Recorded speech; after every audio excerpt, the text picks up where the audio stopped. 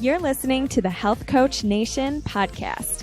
My name is Hailey Rowe, and I'm a business coach for online health coaches who want to attract their ideal clients, stop feeling defeated by their never-ending to-do list, balance a healthy lifestyle with their growing business, and stop overanalyzing what everybody thinks of them so that they can confidently own their message and online presence.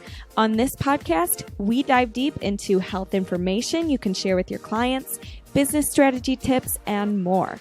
Let's get to it. Hey everybody, I'm super excited about today's episode with Tony Federico. He is going to drop some marketing knowledge bombs. But before we get into today's episode, I want to let you know the show notes are at haileyrowe.com/marketing. And in there, you'll be able to have a link to get some free coffee, I believe, from Tony's company, the company that he works for and does marketing for. So if you want free coffee that's clean and mycotoxin free, which means there's no mold toxins in it and it's super healthy, go to haileyrowe.com/marketing. And I also wanted to let you know that my free 3-day consistency challenge is going to be up for a few more days in the Health Coach Nation Facebook group. So if you're wondering what that's all about and you want to watch the free videos, go to facebook.com/groups/Health Coach Nation. And I'll talk to you guys on the flip side. Here we go. I'm here with Tony Federico, and he's a published author, a speaker. He's spent over a decade in the trenches working as a personal trainer and a nutrition coach. And he's the current marketing master behind Natural Force, which is a whole foods-based nutrition company that specializes in clean coffee, collagen peptides, and MCT oil. And for people who are like, what the heck is clean coffee? That's the whole idea that there's no mycotoxins in their coffee, mold toxins, right? Right. Okay, we can go deep on clean coffee. There's a lot to it. Oh, man. You got the basics. For people who do want to learn more about that, I have a few blogs about that. Nice. But Tony is the real expert, so talk to him if you really want to know about clean coffee. And we'll even have a special link in the show notes at haileyrowe.com/marketing where you can get some more info about the coffee, right? Yeah, and actually get some for free. For free. Sweet. So check that out. And so now that I've read your little mini bio, Tony, I have so much I want to talk to you about because first of all, you've been a health coach and a personal trainer. You work in marketing for a health company, and that's a big thing. That is a major way to learn marketing. And what I did before I was coaching was work with health startups on their marketing and business development. And it's what got me to see, oh my gosh, they're not teaching coaches this in their certification programs. And there's a huge gap between becoming a health coach and a personal trainer and actually taking what you learn and turning it into a business and marketing yourself and all the things that come with that. So one of the things I wanted to talk to you about is your experience in marketing and kind of what it has taught you and how it can impact our audience who are coaches out there trying to market themselves. So I guess the first thing I would say is tell me a little bit more about what you do for Natural Force and then we can get into it. Yeah, so it might actually be helpful to kind of go back a little bit to how I got started in this. Yeah, please. And then lead into how Natural Force became what I'm doing right now. So I went to school for exercise and sports science. So that's what I studied and got my degree in. Part of that process was learning about physiology, anatomy, nutrition, safety regulations, all those types of things. And the goal of the program really was to prepare you to be a personal trainer. And I actually came out of my degree program. We had a class dedicated to actually studying for the ACSM. I think they've changed the name. It's like now a clinical exercise physiologist is the current title for the certification that I got. But I was prepared. I thought I was prepared. I had all this knowledge. I had all this information. And it was deep dives in exercise and how neurons and muscle cells work and all that. So lo and behold, I start working at a gym. And I very quickly realized that other trainers, so other personal trainers, had a lot more clients than I did. They did not necessarily have degrees. They did not necessarily have all that education. They didn't have the letters after their name, so to speak. And I began to realize that there's a huge gap in my education process. And I think that this is something that other health coaches can relate to, because you get so loaded up on exercise, nutrition, all these things that you think are so important, but then you don't really learn how to actually get and keep clients. And that's a whole different skill set. So what I began to learn, quote unquote, in the trenches was that I needed to know who I was as a trainer. I had to figure out what made me unique, kind of what my angle was, what my position was, what my brand was. It took me some time, but ultimately I started to kind of piece that together. I think typically the process starts with imitation. So you look at people that you admire and you kind of copy them. And so I began to copy trainers that were implementing things from Paul Chek and really doing a lot of functional training.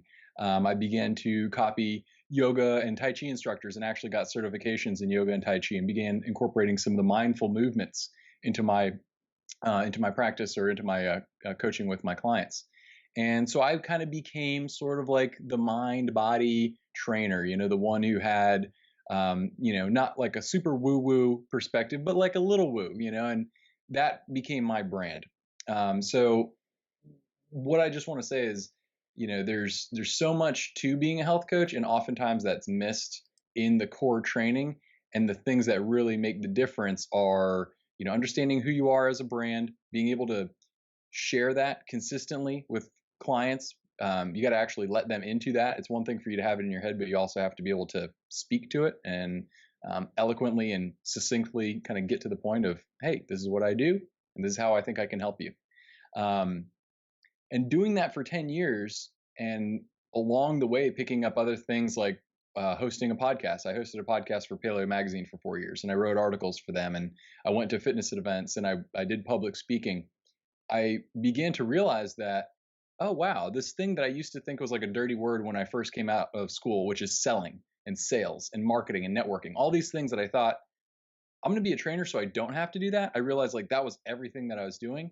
And ultimately, when the opportunity to join the team at Natural Force presented itself, I had never worked a specific marketing job before, but I was able to come right in as vice president of marketing for a health and nutrition company, just based on the experience and the personal learning that I had had over the previous 10 years. So it was a long road to get to where I am, but I think that a lot of people have a similar path that they're following.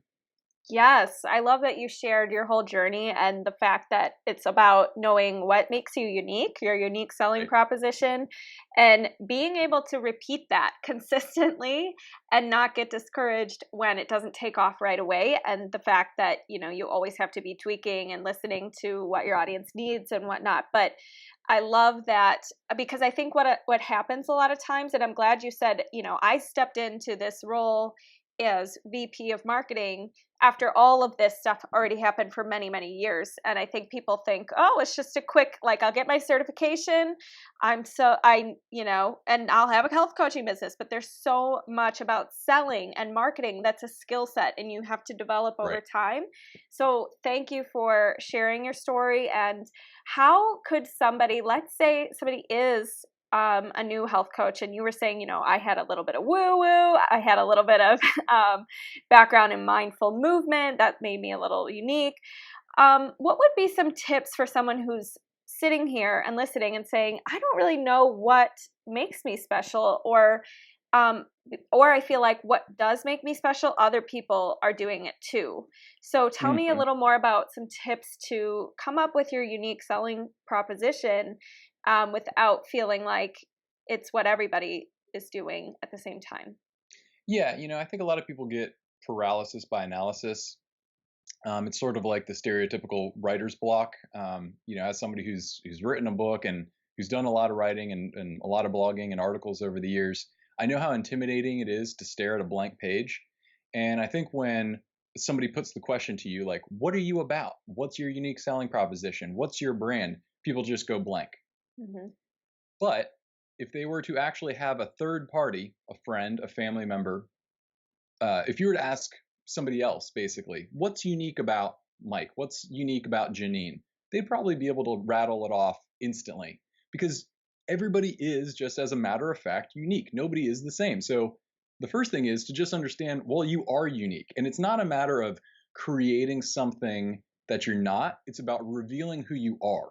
Mm-hmm. And if you undertake that process, that can take a little of the intimidation factor out of it because it's not like you're wandering around in the wilderness trying to find something that you don't possess. It's really, how do I actually see myself from maybe a third party perspective? So, like for me, for example, just what I said before, the first thing is, well, follow your interests. What are you interested in? Well, I was interested in Tai Chi and yoga. Well, Mm-hmm. okay, follow those interests, get some education there, get some learning there, get some experience there. Okay, now that becomes part of who I am. Well, I'm also interested in functional movement. Okay, learn about, Paul Chek stuff. And this is going back, quite some time. And then early like CrossFit days. I mean, I was looking at Greg Glassman's stuff on CrossFit.com, like literally before the whole CrossFit boom was even a thing. There was like 5 CrossFit gyms back then, and it was Greg Glassman on YouTube, like talking about, building resiliency and being able to just do any kind of thing at any time, whether it's run or jump or swing or chop or whatever the case may be.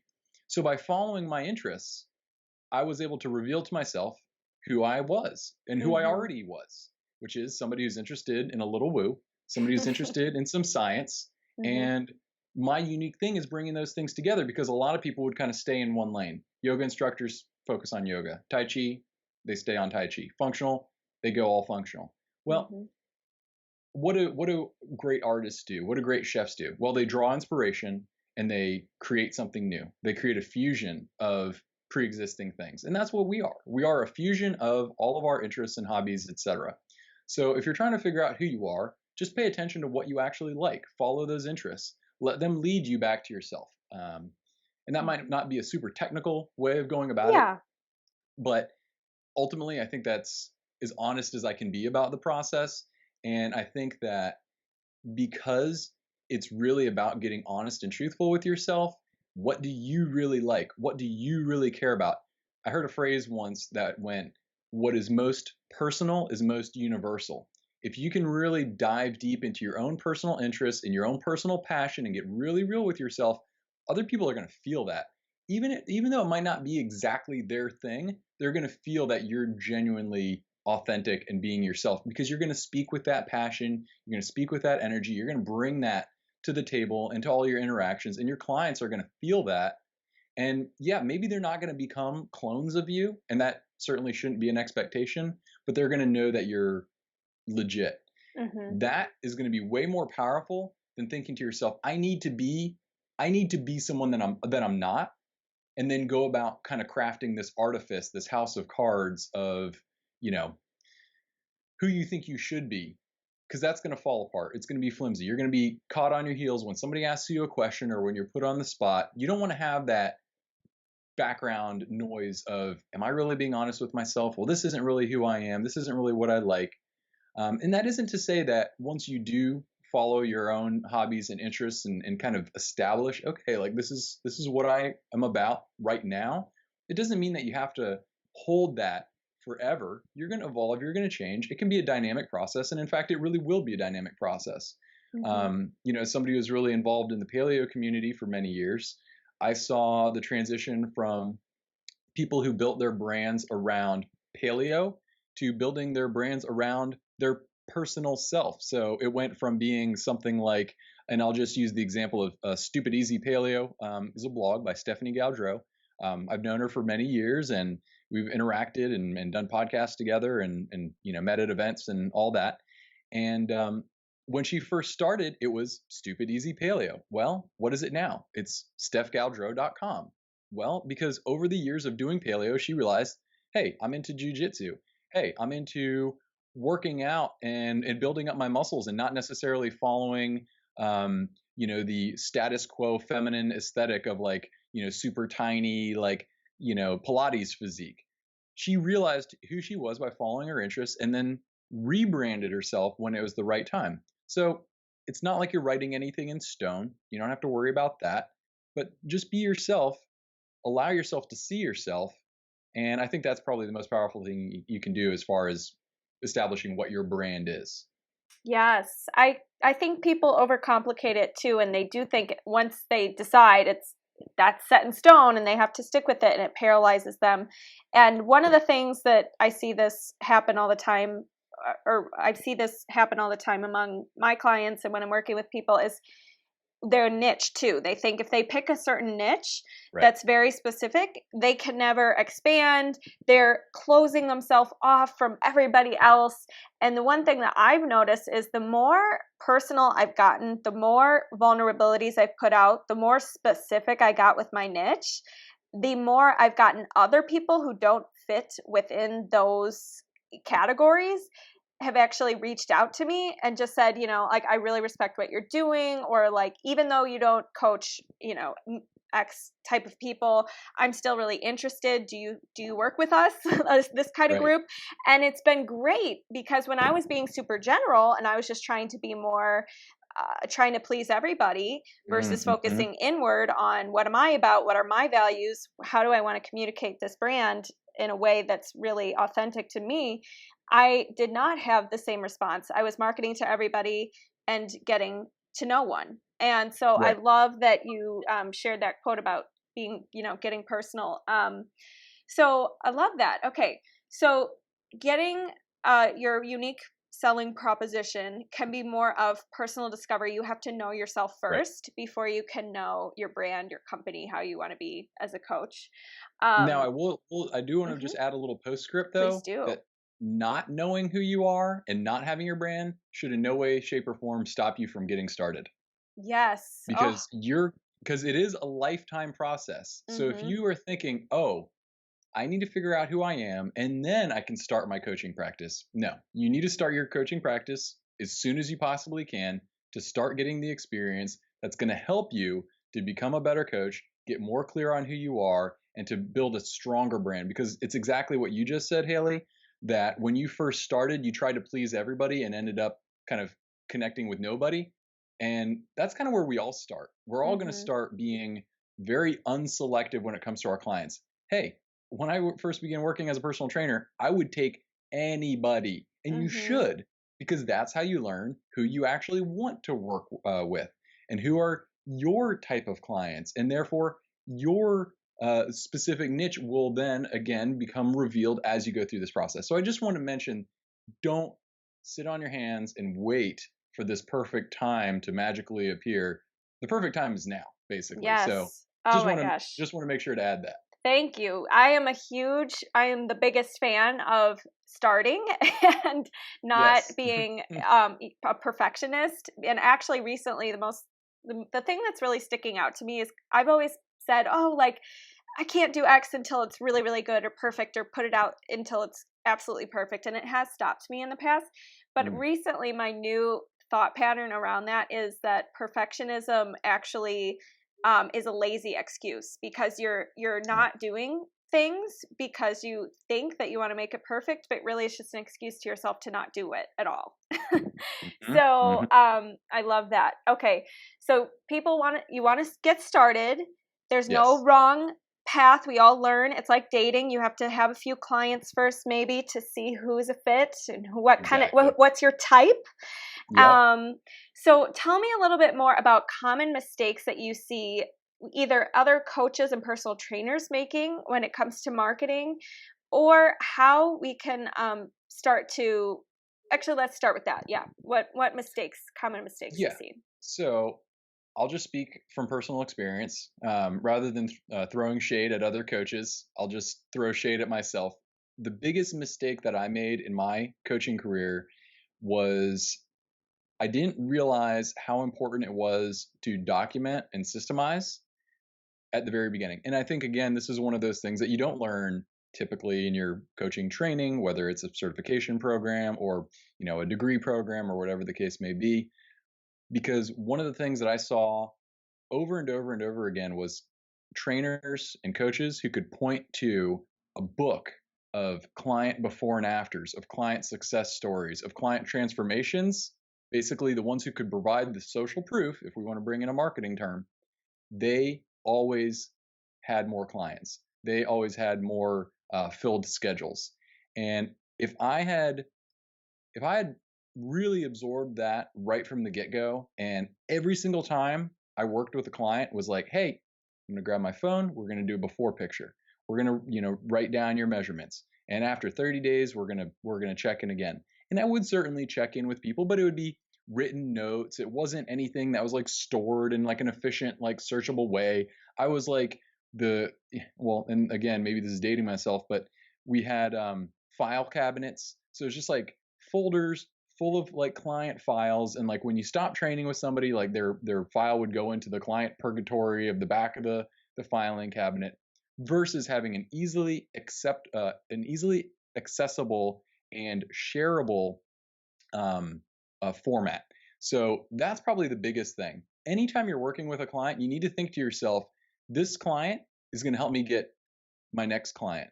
And it's not just saying, hey, Jim or Tom or whatever, can you refer me to somebody else? That certainly is a big part of it, but it's documenting those successes. And then that way you can show people, hey, this is what I've done. This is how many people I've helped.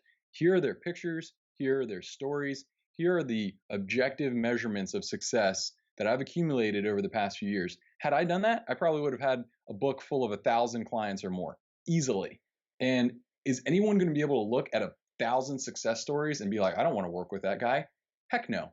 Even if you have 10, 20, 30, 50, that's still going to put you so far ahead of the competition. So probably the number one mistake is not documenting in a systemized, shareable, easily accessible way, whether it's using, Dropbox or something in, some cloud-based format, your client's successes right from the very beginning.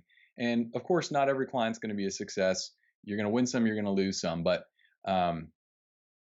go into it with the attitude that everyone is going to be a success, and get those stories. Those are gold when it comes to getting and retaining future clients. It's probably the biggest thing I can hopefully impress upon people. And then Yeah. if I were to go back in time and talk to myself 10 years ago, that's what I would have told myself that I needed to do. Love it. I'm so glad you shared that, because I'm a big fan of social proof and having those readily available during calls with potential clients. And the thing that I see a lot of my clients doing is fearing that their clients aren't going to have success, or fearing that they can't start without already having some social proof in the bank to show in the beginning. So my question would be for a brand new coach, and I've gotten this question a few times privately, and I answer it a certain way, but I'd like to hear how you answer it, because you might have a better idea. If they don't have testimonials in the beginning, do you recommend that they do free coaching at first? Do you recommend that? What do you recommend they do? Well, the free coaching thing is a little tricky Mm-hmm. because I did that. I gave away a lot of myself, and it typically didn't work out very well. And it didn't work out very well for me because I was working and basically not getting paid. And for the client, even if they came into it really passionate and seemingly genuine in their interest in making a change, the fact that there was no monetary transaction, it devalued, maybe even subconsciously, the experience for them, so that you're almost shooting yourself in the foot before you even get started. So I'm really not a fan of working for free. I think there always needs to be a value exchange. Mm-hmm. And part of it is knowing that even if all you've done is gone through a health coach training program and read some books and had some personal experience, a lot of people, let me just say, a lot of people get into this, and maybe everybody gets into this kind of business because they wanted to change themselves at some point. Yes, absolutely. They didn't like what was going on in their life. They made a personal change. They had a Mm-hmm. personal transformation. And then that inspired a desire to help other people go through their own transformation process. So if you're listening to this, you've probably already done the work on yourself, which means you've got one case study already. You've got one piece of social proof. It's your own story. How did you transform yourself? How did you transform your life? Whether it was weight loss, getting off drugs, getting over a negative mental attitude or mindset, overcoming difficult life circumstances. Mm-hmm. What's your story? And this is going back to what we were saying before about building your brand. A brand's not just what you do. What you do is important, but it's also who you are. So your story and figure out, how did I even get to this place? You probably overcame Hold quite a on, I'm bit. going to interrupt you because it stopped after you said so, and then something about story. So could you repeat what you were saying about story? What do you So remember what I you was share saying? you overcame drugs. You overcame your negative mindset. It's all about you have one story already to communicate with potential clients. Right. I think I just repeated it. I think we're good. But Yeah. So, okay.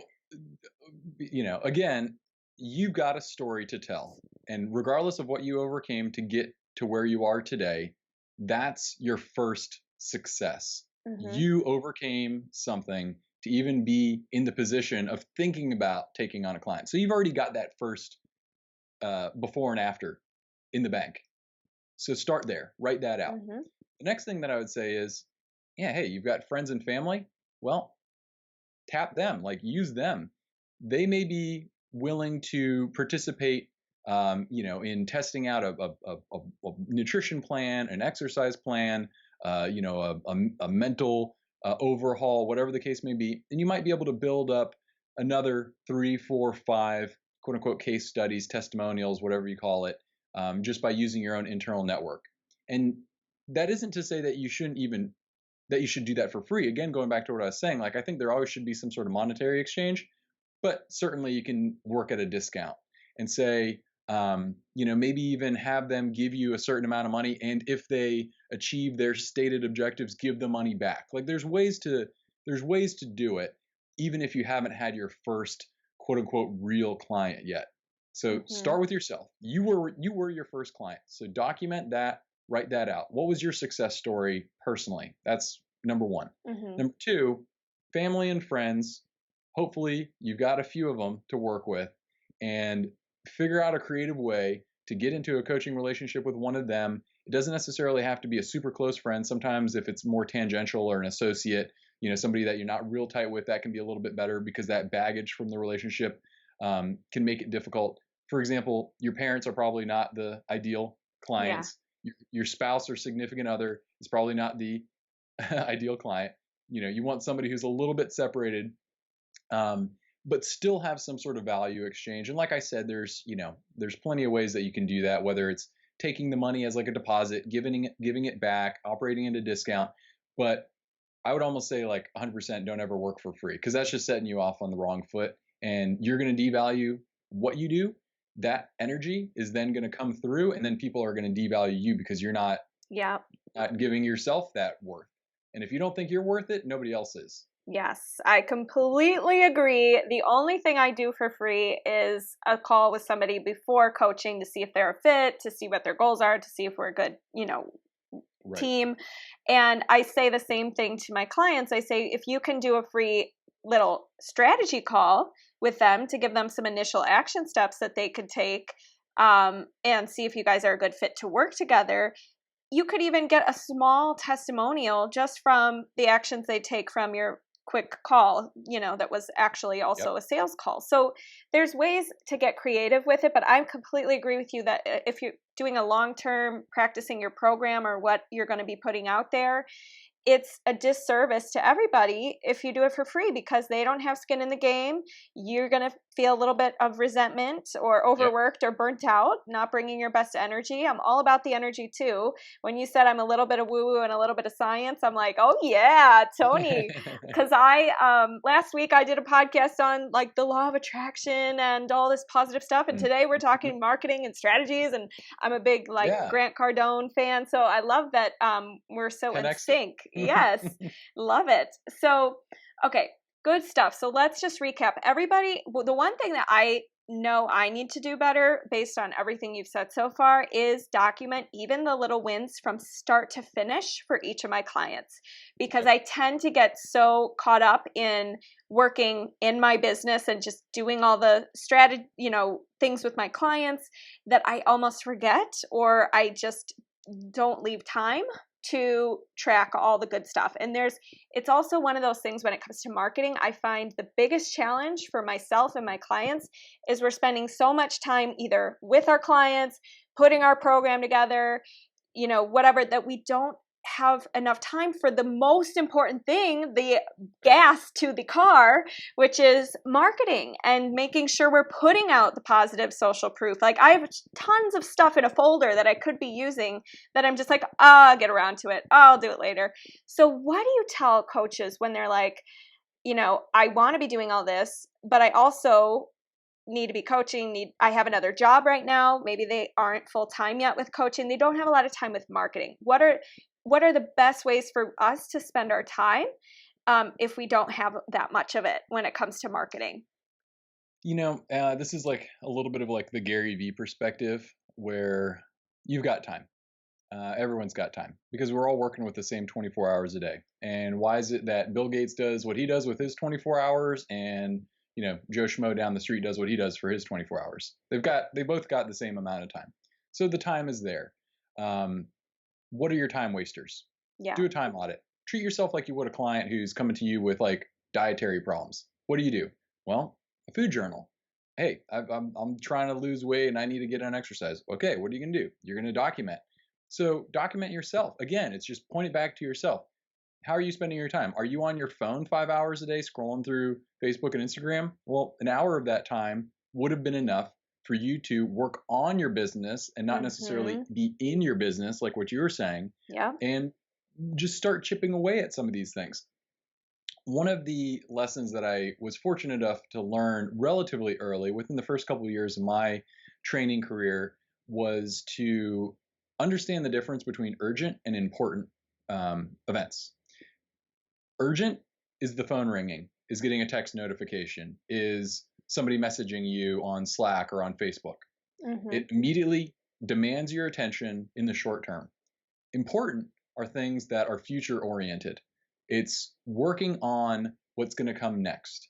So I made it a goal. Once I understood that there was this difference between urgent and important, because you can have a quote unquote busy day and you can feel like you did a lot by just addressing urgent tasks, and weeks, months, years can go by and you're actually going to find that you're not in any substantially different position than you were before, except you're a little bit more tired, or maybe a lot more tired, yeah, a little bit more, or a lot more burnt out or resentful or whatever the case may be. So one of the things that I did was to commit to working on at least one important thing every single day. And this applies for my position right now where, we're on Slack, that we're a remote team. I work from home. So at any given time, somebody could, hit me up with a message. Hey, we've got this customer support ticket. Customer had XYZ experience with the products that we got to, troubleshoot and figure out what's going on, and something didn't get shipped right or whatever. I could spend my whole day doing that kind of stuff. But what about, building assets for new products? What about creating landing pages for like an influencer promotion? Or, there are all these things that are going to actually help move the needle and get us to where we want to go, which is growth, that are important. Same thing that I did as a personal trainer. Every single day, invest in trying to do at least one important thing. So that would be maybe working on your testimonial book. That could be working on your website. That could be putting together more polished materials, or refining your existing assets. If you've got like an ebook that you're working with, for example, maybe taking that up to like a better version with, better visuals and a better layout, etc. Dedicate at least some of your day to important things. Totally. You can't afford not to, is really the thing that I want to impress. You can't afford not to. It's so true. And you have to be results oriented versus task oriented. Like, I'm just going to fill my day with all these little tiny tasks and I'm feeling really cool because I'm checking them off. But at the end of the day, what targets are you reaching? What targets are you aiming for? And regarding the time piece, I know that, I've done a time audit, and I highly recommend that everybody download the app Toggle. It's Toggl, I think. And it's free, and it allows you to track all your activities. And by the end of the week, it sends you a report via email on how many hours you spent doing this and this and this. And I cannot tell you how helpful it was to be like, wow, it actually takes me like 3 hours to get certain things for the podcast and the newsletter all set up or whatever, or, it really allows you to be more true and realistic with your Yeah. time so that you're not setting unrealistic expectations for yourself. And so you can start to see, wow, this actually is costing me a lot to not outsource this, for example, because I could be, getting in touch with potential clients and getting, on Facebook Live and whatever, connecting with my audience. So I highly recommend doing what you said, the time audit. It's really something. And of course, it will always be a work in progress. And I have days where I'm like, wow, it's 9 o'clock already at night. And where did the day go? But I love that advice. And I love that you kind of have the tough love approach when it comes to time and time management, because you're right. We all have the same amount of time in the day. It's just, how are you spending it? And yeah, love it. So, okay. So we need to get better about our time.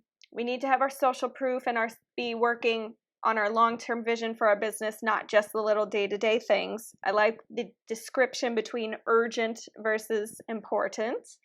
And tell me a little bit about what activities, when it comes to marketing, either you can answer this for Natural Force or for how you think it'll best serve our audience of personal trainers and coaches.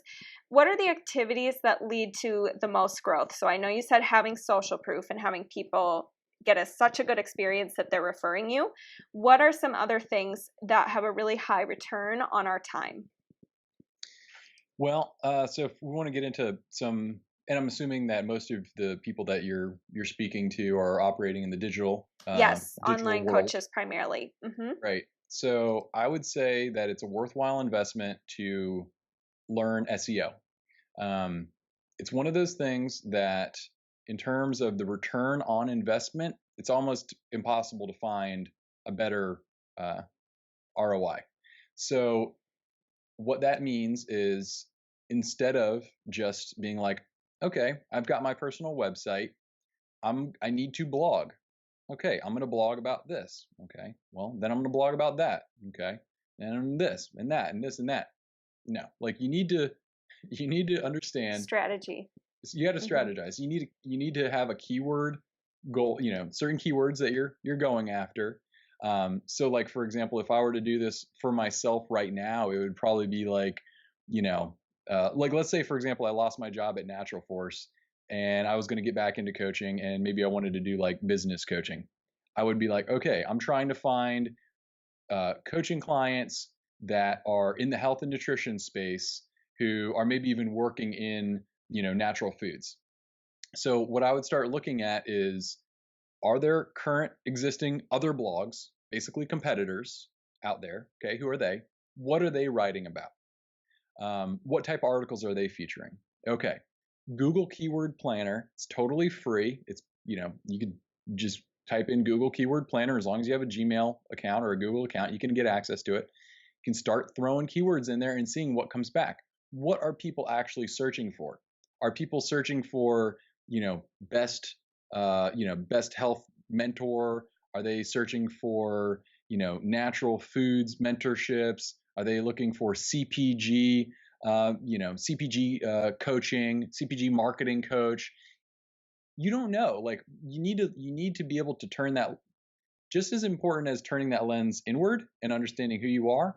You need to then, at a certain point, be able to pivot and say, okay, I'm going to turn the lens outward and see, it's not about me, it's about my potential future clients. What do they care about? What are they searching for? And that's where Google Keyword Planner comes in. That's where doing a competitor keyword analysis comes in. That's so important. I feel like, aside from getting the social proof and the testimonials, having some basic understanding of SEO and how to go about constructing an SEO optimized blog article, it's just going to be night and day whether or not you're getting traffic and therefore leads and therefore clients, or not. And then just wondering why it's just crickets whenever you post something, because you can get 90% of the results with about 10% of the available information about SEO.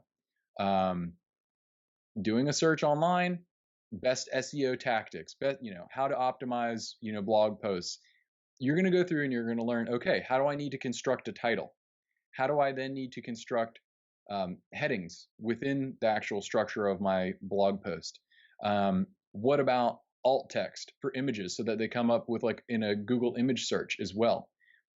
Those are things that might seem a little bit overwhelming. They might seem a little bit alien to somebody who's, really been focused on helping people, but you need to understand how these search algorithms work, because it's just like my own personal process coming to grips with the idea of like selling. When I finally realized that if I didn't sell, I didn't help. If I don't sell somebody on a training package, I'm not able to help that person. And then I'm also not able to help myself. So that helped me to transform selling from being a dirty word into something that I actually embraced. And similarly, SEO is one of those things that people hear and then their mind just shuts down because they're like, sounds complicated. I don't want to deal with it. Again, take that block of important time that you've already determined is important and you need to allocate. Spend an hour researching SEO. You're going to be so much better off for it. And all the time that you're going to spend on writing articles and all these blogs, they're automatically going to benefit from it. It's basically paying yourself forward. And once you have it implemented, it's going to keep working for you day in and day out. Unlike pay-per-click advertising on like Facebook or Instagram or Google, unlike working with influencers or all these other things that are one-off, that are pay-for-play, SEO is going to work for you day in and day out. It's like passive. It's like a passive revenue stream basically. Yeah. So yeah, that would be my main kind of tactical thing is get brushed up to a functional level with just some basic SEO optimization understanding. I love that. And it's important that you said our brains shut down and we don't want to learn it, because I think what happens is people are like, oh, that takes time. Oh, that means I have to blog every single week or pick my blogging, frequency and stick with it.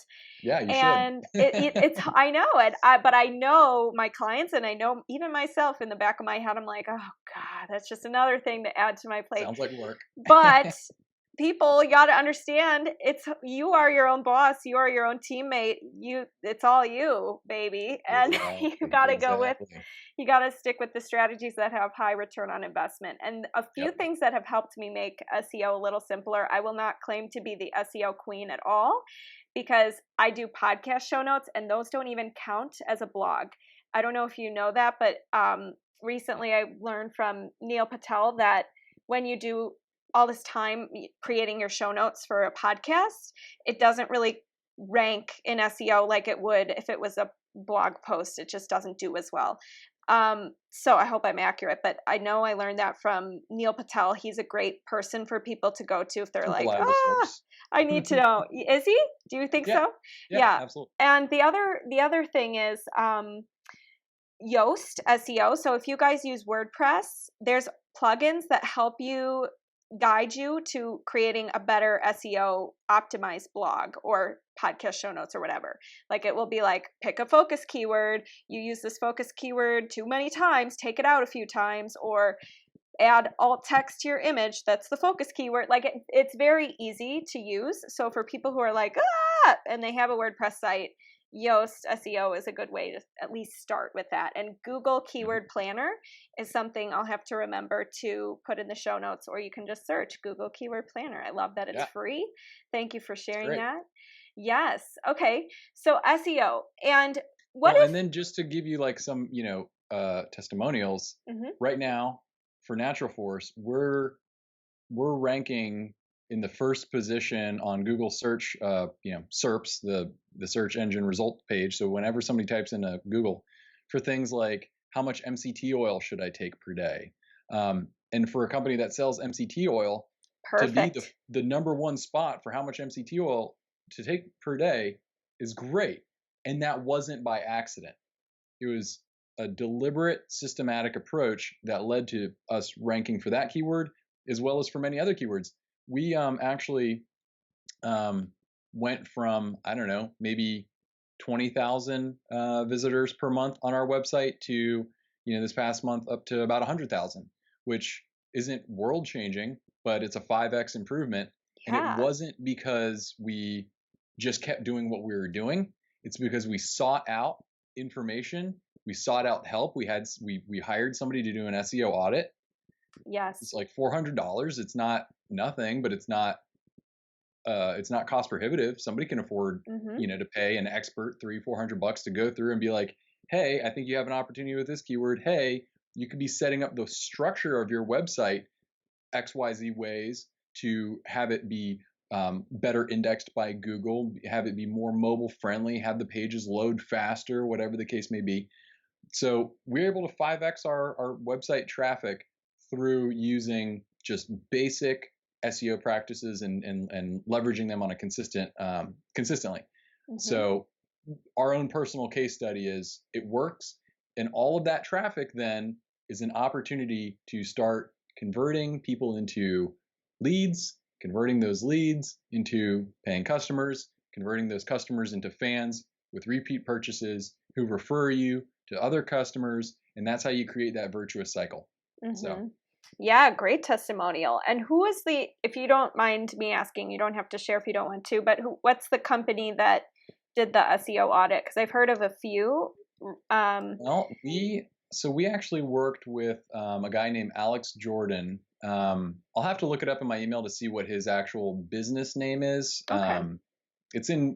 It's probably literally just on the header of the report that he sent us over, but I'd have to look it up to see what no it is. worries. And we can add it to the show notes, but I'll find it for you. That'd be great. Thank you so much. And the other thing is Smart Passive Income has a few podcasts about SEO audits, and there was some really tactical good ones. So if you guys are confused and you're listening to this episode, I would check that out. Search Smart Passive Income and search website audit or SEO audit.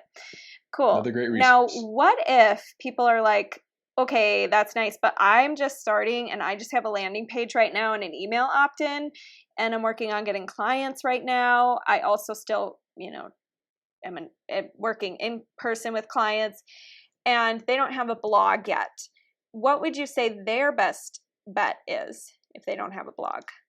Well, or would you say get started on that blog ASAP? Yeah, I mean, if you're trying to keep it simple and you have a landing page, maybe you have some sort of lead magnet, and that's what your, opt-in is, the call to action for the opt-in is going to be, getting some sort of resource, some sort of guide, some sort of quiz. I think that's fine. You're still going to need to find out a way to get traffic to it, to get people to it. SEO is a way to do that in a really cost-effective way. But if you're not ready to pull the trigger on building out a full website for whatever reason, I mean, it's not a small undertaking. And then you're also kind of committing, like you said, to supporting that website. So, if you're going to have a site and you're not posting regular content and you're not in a position to start doing that, well, it's probably not going to really work for you. So I'd say you're really going to be kind of forcing yourself to look at pay-per-click. So you're going to need to get into Facebook and Instagram ads or Google ads. You're just going to need to get people to your landing page somehow. And if you're not doing that through SEO, you're going to have to pay. And that's not necessarily a bad thing. I think if you have a strong offer and you feel like it actually delivers like value, real value that's relevant, you can run successful Facebook advertising campaigns. But again, you're going to need to learn how to do Facebook and Instagram advertising, at least on a basic level. You're going to need to understand, well, okay, how much does it cost me to acquire a client? Let's say you put together a lead magnet, you've got your graphics and all your assets, and you're like, all right, I'm ready to start running some ads. Well, if it costs you $100 to get somebody to opt in and give you their email address, well, you better have $1,000, $10,000 product to make that $100 customer acquisition cost worth it. Ideally, you're going to be able to look at that and say, okay, I have a reasonable expectation that if 100 people opt in, I'm going to get 10 clients. Okay, great. What are those 10 clients worth for me? Therefore, how much can I spend on those 100 people just to get those leads? You're still going to have to do some math. You're still going to have to do some work. And that actually kind of brings up something that I think is important to share. None of this is easy. There's no magic bullet. And I think that oftentimes you might see ads where people are like, I 10x'd my coaching practice with this one simple trick, and now I'm making $10,000 a month. And you can too by downloading my thing. It's like, well, that's probably a good ad, but it's also highly unrealistic. And I would imagine that the percentage of people who actually have that level of success is less than 1% of the people who follow the program. Mm-hmm. None of this stuff is easy. It's all work. And that's not a bad thing.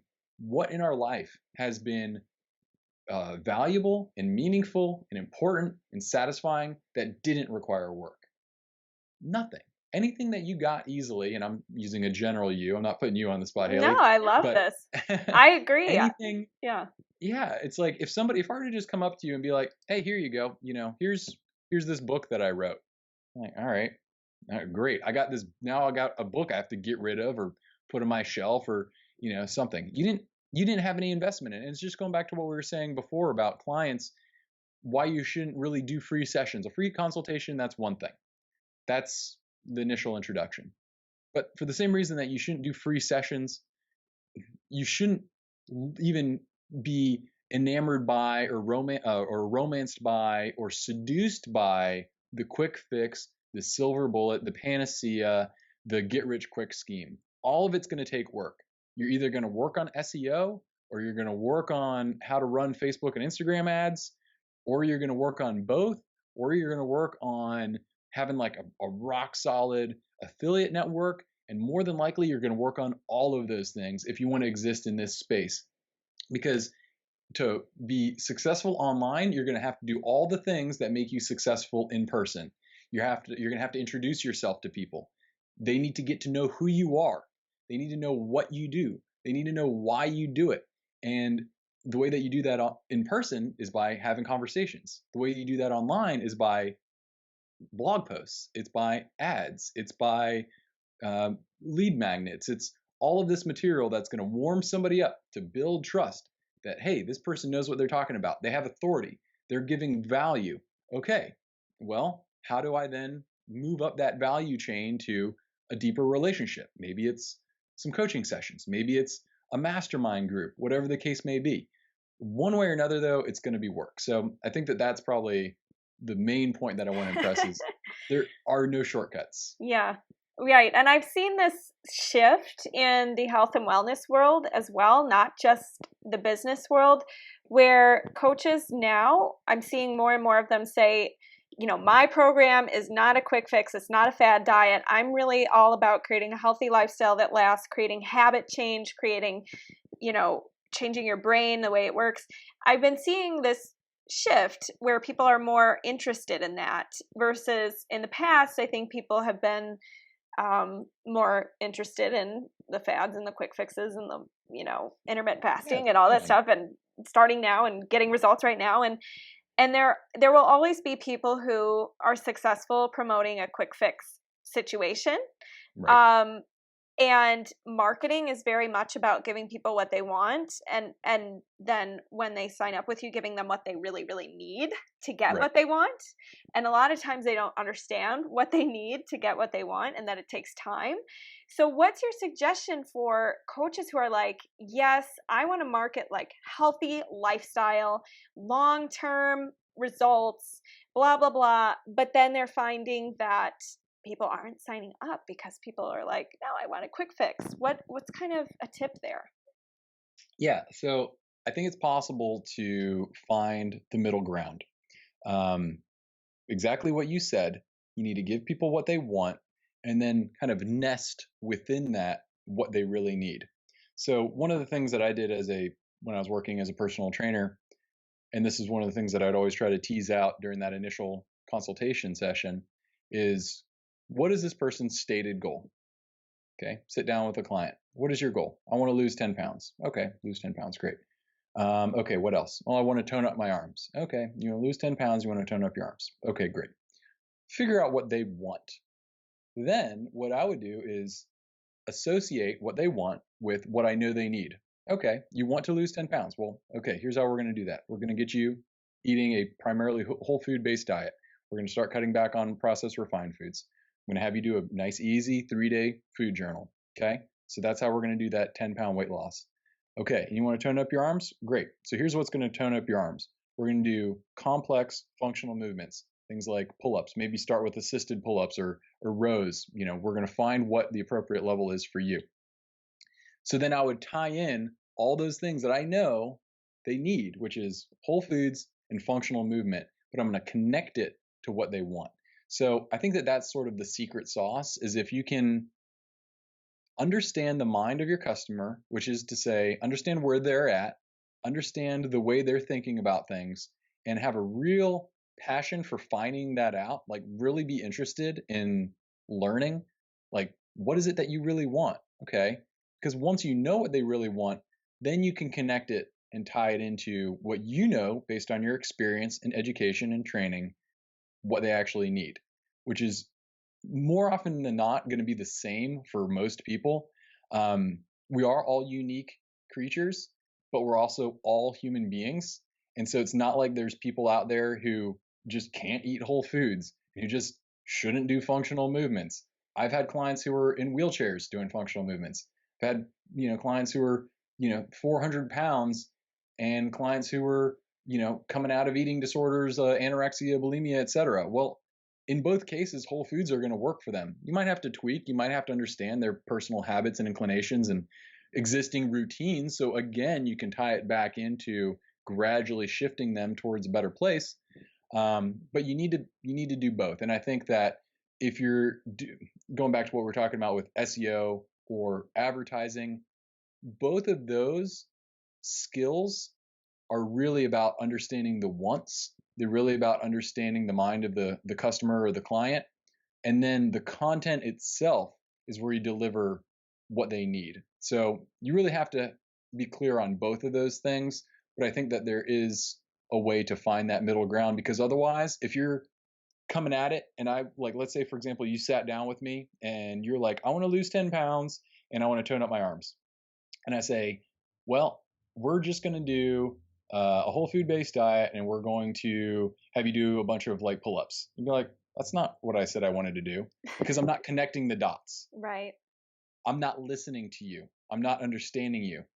But if I show that I've listened and understood, and then I connect it to a path for achieving those goals, you're going to be in. So I think that that's really the thing, is you have to know what people want, and you also have to know what people need. And if you're all about the need, you're not going to get people, because that's all about you, basically. You're saying, Yeah. I know what you need, and you're not listening, you're not understanding, and that doesn't feel good. And then on the other side, if you're all about what people want, that's basically a snake oil salesman. That's a charlatan. If you're just giving people what they want, you're going to be selling diet pills and body wraps and things that say you're going to lose 10 pounds in a day. Yeah. And is it possible to make money doing that? Yeah. Is it a little bit harder to sleep at night doing that? Yeah, I would hope so, if you have a conscience. And I'm thinking that most of the people that are listening to this, their heart and mind is in the right place, and they truly want to help people. And again, it's just like sales, it's just like SEO, it's just like paid advertising. It's just one of those things you got to do. You have to understand people. You got to do your homework, you got to do your work. Learn about your customer, have a passion for their pain. What are they suffering from? And then bring it back into the tried and true foundational basics that you know that they actually need. Love it. Love it. Awesome. And that goes to one of the pillars that I talk about, which is marketing the benefits over the features.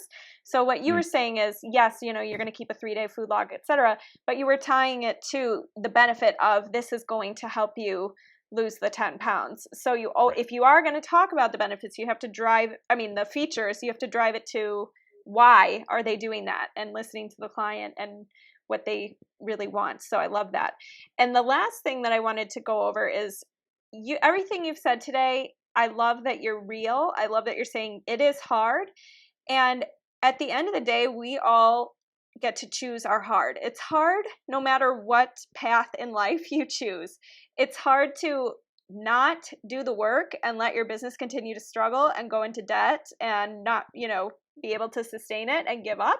It's also hard to do the work, to spend the money, to take the risk, to, put yourself out there. So it's just a matter of which path do you want to choose, but at least the choice of choosing the hard that is you putting yourself out there, giving it your all, you'll be able to say, I have done my best and I have really learned a lot through this experience and I've grown through it, versus choosing, I'm just going to go through life on autopilot. Whatever happens to me happens, la-di-da. There might be some regret there. Absolutely. So, and you could choose the fast path of I sell snake oil, which again, hard. You're not going to be able to live with yourself at night. Or the path of I'm going to do this with integrity. I'm going to do this right. It might take a little longer. I really want to help people. This is my passion. This is my mission. So that leads me to my final question for you, which is, what is your why behind what you do with marketing and health and wellness? Just what's your big why? My own personal health and spiritual and mental transformation. I had a real difficult adolescence, I guess you would say, and kind of early adulthood. I was in a real dark place for many years. Certainly was a happy kid and had a great childhood. I'm not gonna say that I had a great childhood, but had a real difficult time when I started getting out into the world on my own, and I didn't have my parents around. I didn't have people basically telling me what to do. And for a little while there, I had no idea what I was going to do. I had no prospects and I had no hope of any prospects. And I found my personal rock bottom when I was about like 19 or 20. And everyone's got a different bottom. Everyone's got a different point of saying enough is enough. And it's going to look different for everybody. But I found that enough is enough point, luckily, when I was in my early 20s. And right around that time, one of my best friends died in a car accident. And so it was just like boom, boom, boom, boom, boom, all these things that really shook me to my core. And it basically, I would say, broke me as a person. I did not know in any way, shape, or form who I was, going through a spiritual crisis. I'd been raised Catholic. I'd become atheist after becoming disillusioned with the church. And all of this is all falling apart. All these structures, all these things that I'd used to prop myself up and prop my life up and to identify myself and to associate myself with, whether it was my ego or possessions or actions or whatever the case may be, all of that fell apart. And so I kind of had that blank slate. And that's where, that's where the initial interest in yoga and Tai Chi came in, because those things, which my mom had been telling me to do for years and years and years, I finally was like, well, okay, I'll try it, because I have nothing. I literally have nothing else positive going on right now. Started practicing a little bit of yoga at a local gym, watching some Tai Chi videos. That's when I started eating whole foods, quit smoking cigarettes, started exercising regularly, all these things. And it's like slowly, brick by brick, began to build or rebuild myself into the person that I think I probably always was, but had lost. And that has been an ongoing process for the past, I'm 36 right now. So that's been going on almost 20 years. And I'm still in it, but that was the initial turning point. And so I know that for me, I've been in the dark and I've also turned towards the light, and I'm not there yet. And I don't know if we're ever there yet, whatever there is. Right. But I definitely know that my life now is infinitely more peaceful, infinitely more satisfying, infinitely more loving than it was almost 20 years ago. Wow. When everything was anger, frustration, rage, resentment. So that's my why. It's having been on both sides of the fence. And I think diet is important. I think understanding yourself and your own mind is important. I think physical movement, whatever moves you, whether it's yoga or Tai Chi or ballet or walking or CrossFit or whatever, all of these things are important because they're all paths back to ourself, and they're all paths of, getting a greater and greater understanding of what it means to be human, what it means to be alive. And I think that this is an incredible gift that if you're here and you're listening to this, you've got it. You already won the lottery. So what do you do with your winning lottery ticket? Do you squander it, or do you invest it and try to do something meaningful with it. And I think that as human beings, we're meaning makers, we're storytellers. You can start writing a new story about yourself today. You can do that.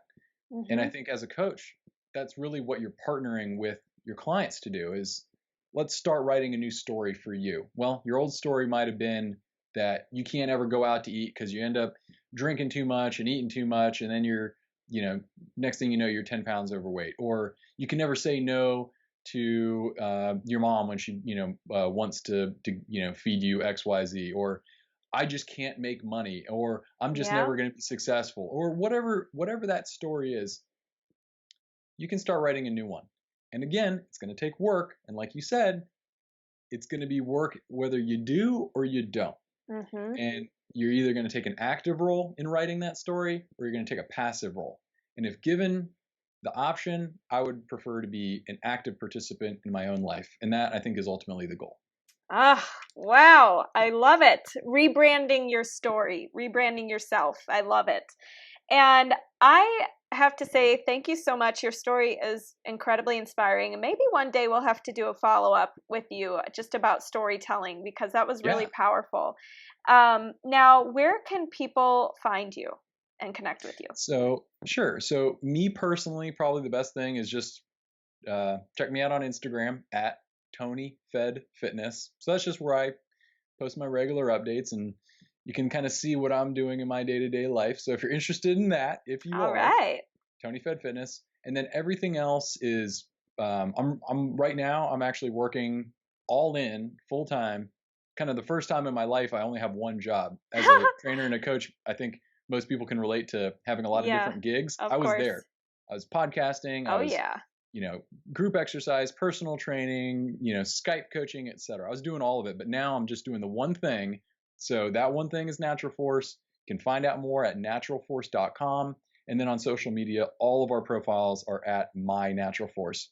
And like we were saying at the top of the show, if folks are interested in actually experiencing some Natural Force products, we'd like to be able to offer your audience the opportunity to try some of our clean coffee. It's tested for mold, pesticides, mycotoxins, etc. The beans are specifically roasted for health, which actually yields almost 200% more antioxidants. We nitrogen flush the packaging to keep it fresh. It's all sustainably harvested, organic beans, hand-picked from a single farm in Colombia or plantation. So that will be available as well if people are interested. Yay, I can't wait. So everybody go to HaileyRowe.com/marketing, and we will talk to you soon, Tony. Thank you so much. Well, thank you so much for inviting me. This has been a real pleasure. Thank you so much for listening to today's episode. Be sure to get your free gift over at HaileyRowe.com by joining my email list. And remember, you can always connect with me and other health coaches in the Health Coach Nation free Facebook group, where I post trainings and videos on how to take your health coaching business to the next level. Can't wait to connect with you. Have an awesome day.